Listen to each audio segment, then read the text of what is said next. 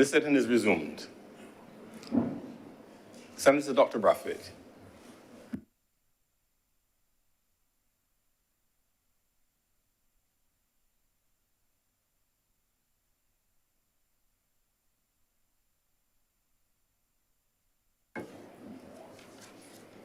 Thank you very much, Mr. President. I rise to lend support to the bill that has been brought to this chamber, as I think it's important because it provides for the citizens of our country to enjoy the peace and tranquility of their homes at night without the disturbance of the noise from kites. Mr. President, kite flying is great recreation. In fact, as a boy, growing up at Lord Charles Road, we engaged in making and flying kites. We did not have the luxury of the fancy, colorful kites that you see today. We used to make something called a trash bone kite. And we flew them all over the place. Because the Bell Plantation, which was next door to where we lived, had large areas of land, sugarcane. And we made trash bone kites, which we flew, and we enjoyed ourselves in those days. But in those days, Mr. President, kite flying was a daytime activity. We flew kites in the day. I must admit to you, sir, that it's only now that I have come back to Barbados after some years that I find people flying kites in the night. We did not fly kites in the night. 5 o'clock, 6 o'clock in the evening, you pull down your kite, you wrap up the twine, and you go home. Haul it in. Wrap up the tail on one side and the twine on the other, and did what you had to do.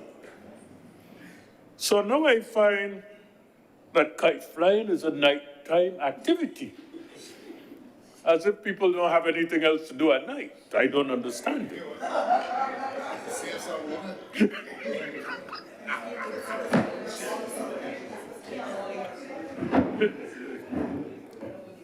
Mr. President, while supporting the legislation, I have a fundamental concern with our attempts to legislate behavior. Once we begin to go down that road on a frequent basis, we are going to have a slew of legislation, a significant amount of legislation treated with these issues. And it's my understanding that even today, the courts of the land are filled with cases to be heard. And since coming back home, I have been hearing of the backlog, the unavailability of decisions on a variety of things. And if we add new legislation on these behavioral issues to the plate, it seemed to me that we are going to have a significant increase in the number of cases to be heard in the courts. And consequently, we're going to burden the judicial legal system with a significant amount of issues. That being the case, I think it is also important, while this is said not to be a criminal offense as dictated by the legislation, I think it's also important to consider that what we agree to here in terms of legislative provisions and the approval of legislation of this type may not in fact reach the attention or the ears of those who would be affected by it. Many times we make legislation, it is my understanding, but the people who are affected never heard of it. So that the legislation itself does not become, and the penalties associated with it, they do not become a deterrent because the people have not heard about it. I think there's something to be said, Mr. President, for ensuring that what is decided in this honorable chamber becomes common knowledge and is communicated to the society so that those who may be tempted to engage in activities that would be anti this legislation would be discouraged from doing so, because they would be aware that the legislation exists, that is on the book, that this is the penalty, this is the consequences of your behavior. If we do not do that, the legislation may in fact remain just legislation on the books and may have little or no impact or effect on the behavior of those who are currently in contravention of the same. There's also a point made by my fellow senator, Senator Hines, about the challenge of finding the persons who are in fact in contravention of legislation, since many times the persons who are in charge of the kite and where the noise of the kite is heard and found is far removed from each other. And the police may have a problem detecting who really owns this kite, who are the owners of this kite. The sound is 500 meters down the road or somewhere, and the owner is somewhere else. Detecting that person, apprehending the person, charging the person may become a challenge for the police. And so, Mr. President, I think the time has come for us to reconsider legislating behavior and begin to look at our society in terms of the recapturing the values that we once had at the level of the church, in the Sunday school, in the classroom, in the home, in the various groups, the Scout group, the Girl Guides, and the various social groupings that we have, to send a message that individual responsibility and respect for fellow man are still fundamental elements on which this society will prosper. We cannot continue to legislate all behaviors. Otherwise, our law books will be filled with legislation, and the possibility for implementing it may frustrate the very systems that we're putting in place to control it. I believe, therefore, that we must relook the legislation already on the books related to this topic, maybe review it, but we have to be careful not to continue to try to legislate behavior in our country. We need to look for other social, psychological, and strategic initiatives that can help us to get our people to understand that there are things called individual rights and responsibilities that are important for a healthy Barbados. Healthy not only in the context of real health, but healthy in the context of respect for each other. I suffer in my own community of people passing and dropping garbage in front of my house, for example, with scant regard for the fact that people live here and that we're trying to keep our community clean. The people who do this couldn't care less. People burn garbage. The smoke from that garbage affects the ambiance of the community. These are things that should not be. These are things that should not happen if we inculcate in our citizens that sense of responsibility and respect for each other.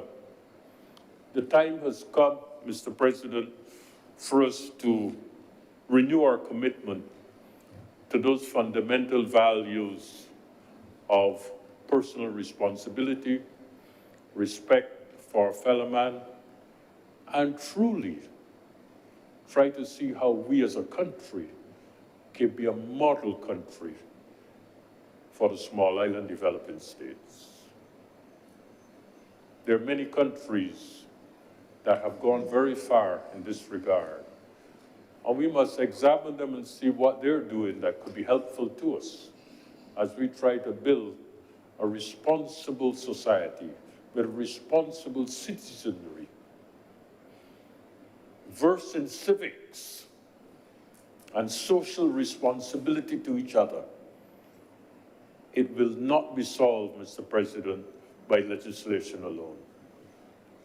And while I support this bill as presented today, I wish to caution us as we go forward to do all that we can not to go down the road of trying to legislate human behavior, because we may end up having so much legislation on our books that we cannot police or implement. And therefore, I close with these few words, Mr. President, and I hope that this bill will be considered and approved in spite of the comments that I have made. Thank you. Thank you very much, Senator Dr. Bradford. Senator Herod. Thank you very much, Mr. President. Mr. President, I really did not intend to make a contribution today on this non-contentious bill, but I'm very much inspired by all of the comments in this chamber that we made today, and many of them sent me down memory lane as far as rules are concerned, and as opposed to kite pulls and other things that were mentioned. I must admit that kite flying ranks, Mr. President, high amongst many of those traditions in the communities across Barbados in terms of our culture. If I'm permitted, sir, to personify my admiration for kite flying, I would even say it stands toe-to-toe, sir, with finding a perfect Y-shaped clamachari stick, wrapping it with the inner tube of a bicycle, putting some rubber bands and a piece of leather, and making what we refer to as a gutter perk, sir. It stands toe-to-toe with that, sir. And many persons in here know what we used to do to gutter perk. We used to shoot, we use it as a tool to make our personal presence acknowledged to those creatures of God. Obviously, long before the animal protection legislation would have been passed, sir. That's what we used to do to gutter perk. But back to the kite, sir, I recognize down memory lane, remember we used to make 6 stickies. That's the term you use when the kite is made of 6 sticks. 4 stickies, 3 stickies, and 2 stickies, which you could appreciate was really a box kite. And anything below that would really be a plastic bag kite that you run about the community, hoping that it would fly as well, sir. So, sir, I really have an appreciation for that. But I intend, similar to other colleagues, not to be too long on this, because my memory serves me very accurately in terms of what Mr. Brathwaite mentioned, that we didn't really have many resources, so we had to improvise even with the CM kites as well. I remember some persons would reflect on using old bed sheets or new bed sheets and hide them. I personally had to use some VCR tapes, which is just a black roll inside the VCR to make some kite tail as well. And people came to words and blows for kites, sir, because we used to go across in Bornsland guys versus the escort guys, bring out your kites, some razors on the tails, some rocks on the tails, and when you like somebody kite, you like it and you keep pulling, you know it can never unravel that way, and then you came to blows or words and we came across the road as friends. Kite flying then, sir, was an enjoyable activity, and I suspect it still is an enjoyable activity. Senator Brathwaite made me think just now. He had asked this question, he said he left the country and he came back and person started flying kites at night. I remember, sir, that we started flying kites, that they, sir, may have started flying kites at night in response to a particular development. This is in my area, I don't know if all across Barbados. I remember the civil aviation regulations would have restricted many persons and many communities, sir, from hoisting a kite at whatever height And the zone that was established would have been from Oistins to Boarded Hall in St. George to Six Roads and all the way back into South Point in Oistins. Quite a sizable zone, sir. And I remember around that time was perhaps the first time I took note of kites flying at night in my community, sir. Because some persons recognized that they couldn't fly kites in the community at all, and the time when they would be least seen would be at night or early in the morning, sir. And I'm not saying that it was any fault of the government, because government has to govern, and those regulations were very important in terms of flight safety. But in terms of my recollection of the time frame, I suspect in my area, it might have coincided in large measure with those particular regulations, sir. But I really also stand to commend this particular bill that we're discussing today and offer 3 solutions, sir. There's an undertone of solutions here which center around awareness. And we need to make persons more aware of the repercussions, sir. The repercussions of not adhering to the decency of acknowledging and appreciating others in the community and appreciating what your community is. I recently, sir, and I love my community, sir, had to go the route of establishing a no dumping sign on my front pasture, simply because one thing led to another. When one person one morning saw some breadfruit leaves on the pasture, literally next morning I saw a tub, old TV, and one thing leads to another if you don't have that intervention, sir. And I'm not saying that it should always be individual intervention, and this is perhaps where the civics and ethics and the training comes into play, so that persons know that every spot in that community really and truthfully is a communal effort to keep it as tidy as possible.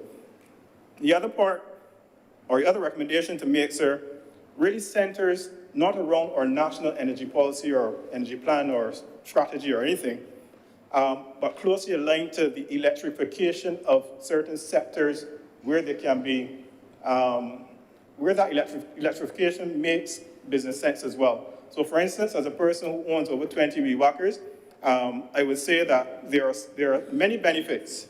There are many benefits, sir, to using electrical weed whackers relative to the combustion engine weed whackers, the 2-stroke engines as well. You can use them early on a morning, depending on the model, or if you want to rent one from someone, I can recommend. But you can use them early on morning, sir, and they would not wake anybody up based on how quiet they are. When the string hits the grass, obviously you have some peripheral noise, but it's not as noisy as an engine that's revving all the time. So I think electrification, particularly in the landscaping sector, which the National Conservation is aggressively pursuing a plan with respect to that. Within the transportation sector, sir, and we know about the vehicles, we know about the motorcycles that many persons would have mentioned today as well.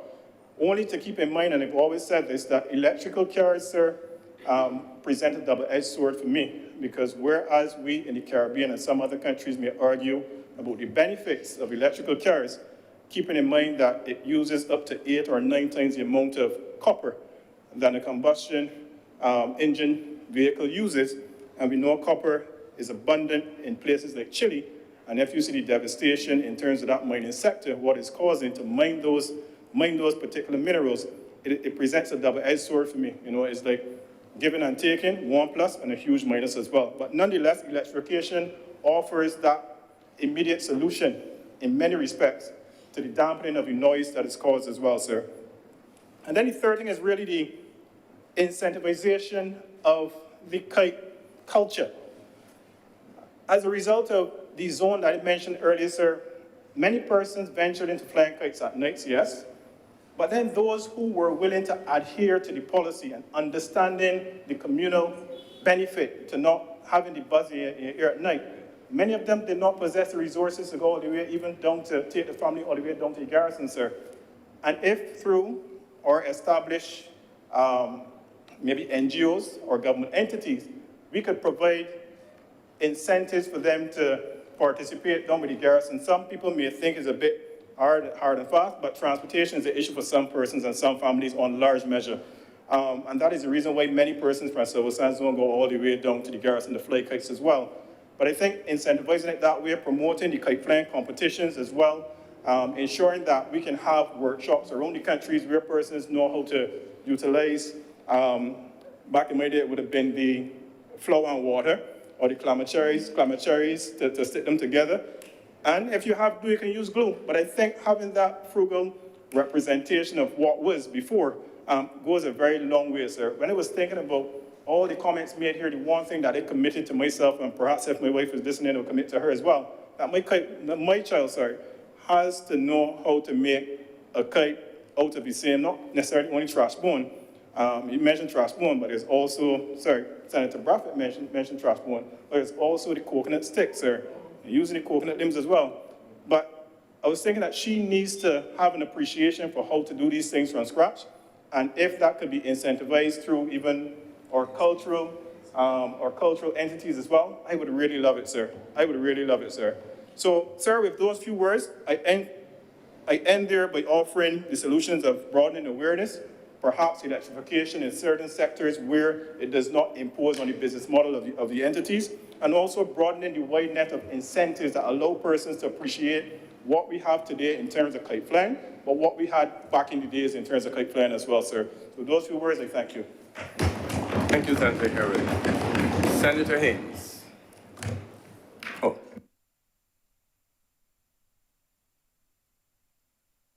Senator Cummins.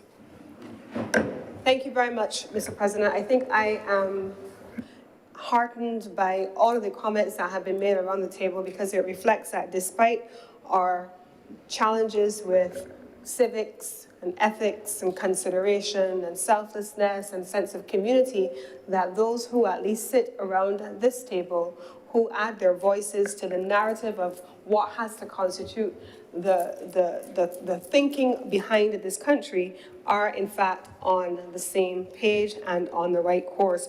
I in particular take note of the comments made first by Senator Dr. Rogers. Those are important considerations, and certainly, as mentioned by others, the challenges with persons who later in life develop medical conditions as a result of noise pollution. That is a real challenge. I also take note of the points made by Senator Dr. Hines, and I want to just make the point here. I am reminded by a former Minister of Environment who sits in this room, in her current office, that in 2007, Barbados did have a national noise policy, and while there is no noise pollution legislation, that there are technical capacities that have been created, including a monitoring station right here in Bridgetown to monitor noise levels, decibels, counts, and so on. And I'm certain that many of us have heard from private sector entities and the NGO community specifically who've been talking about noise pollution, but also we are also familiar with the work being done by the Environmental Protection Department, which is actively involved in this space as well. But quite rightly, perhaps there may be an opportunity at this point for there to be a legislative role to be played. And truthfully, I take the points, of course, made by Senator Dr. Bradford. And it is true, our Prime Minister often reminds us that you cannot legislate culture, or you can't legislate change. And that is true. But we live in a society of laws because you can't force people to do the right things necessarily all the time in the absence of legislation. And there's so many things that we legislate. You have to have a driver's license in order to drive a vehicle. You have to be of a certain age in order to do certain things, largely because society does function on the basis of just that, laws. And so what we are hoping is that the balance of laws tilts in favor of personal and individual responsibility, and a sense of community, a sense of right and wrong, and a sense of ethical conscience as well, Mr. President. And so this legislation that we're navigating here today, and hopefully by the comments made by all around the table, can achieve broad consensus-driven support for the measures that are here. It does, in fact, at this point, Mr. President, speak to a legislative solution to an issue that really should have been driven by individual and personal responsibility and a sense of consideration for others. And with these few words, Mr. President, I beg to move that this bill now be read a second time.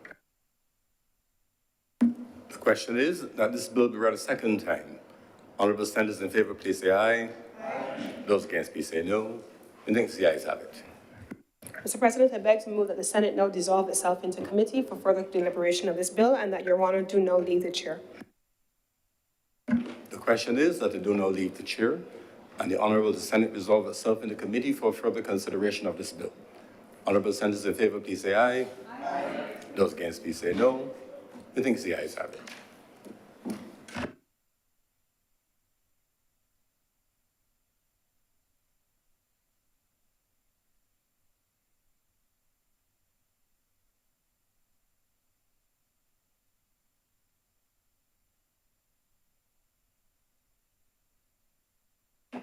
The Senate is now in committee. Clause 1. Madam Chair, I beg to move that Clause 1 stand part. The question is that Clause 1 do now stand part. All honourable senators in favour, please say aye. Aye. Those against, please say no. The ayes have it. Clause 2. Madam Chairman, I beg to move that Clause 2 do now stand part. The question is that Clause 2 do now stand part. Will all honourable senators in favour please say aye?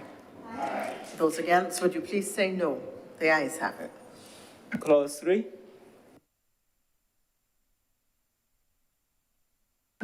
Madam Chairman, I beg to move that Clause 3 stand part.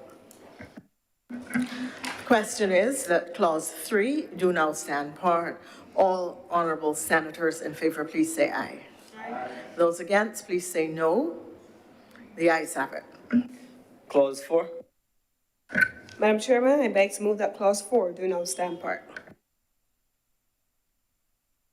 The question is that Clause 4 do now stand part. Honourable senators in favour kindly say aye. Aye. Those against, please say no. The ayes have it. Schedule. Madam Chairman, I beg to move that the schedule be the schedule to the bill. The question is that the schedule be the schedule to the bill. Senators in favour, please say aye. Aye. Senators against, please say no. The ayes have it. Madam Chairman, I beg to move that you do not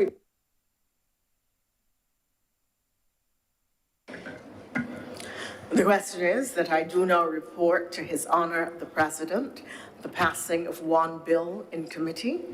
Honourable senators in favour, please say aye. Aye. Honourable senators against, please say no. The ayes have it.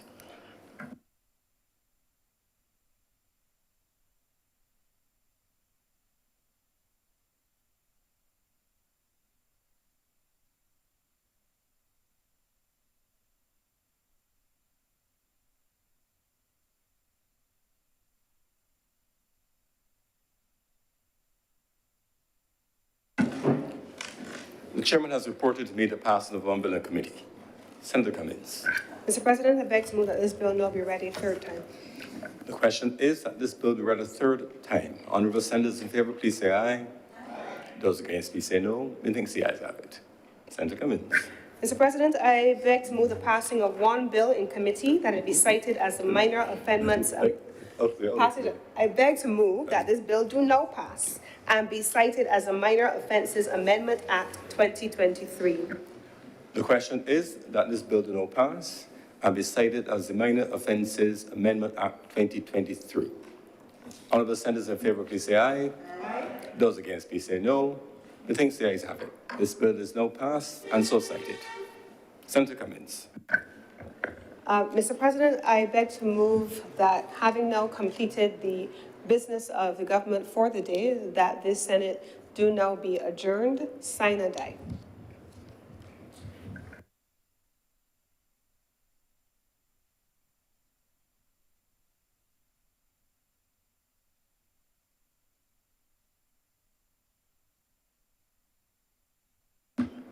The question is that this sitting of the Senate do not adjourn sine die. Honourable senators in favour, please say aye. Aye. Those against, please say no. The things the ayes have it. This sitting stands adjourned.